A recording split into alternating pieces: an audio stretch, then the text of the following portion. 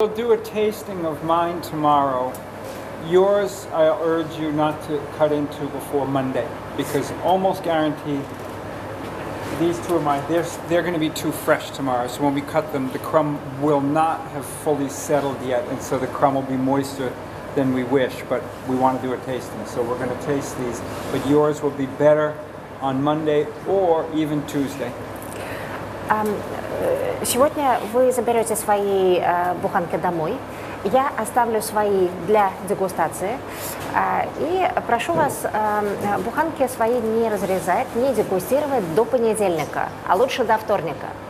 Мы с вами, конечно, проведем дегустацию моих хлебов в воскресенье, но это потому, что у нас нет другого выхода. И предупреждаю вас заранее, что мякиш у нас будет несколько более влажным, чем хотелось бы. Но, к сожалению, приходится работать в тех обстоятельствах, которые у нас есть.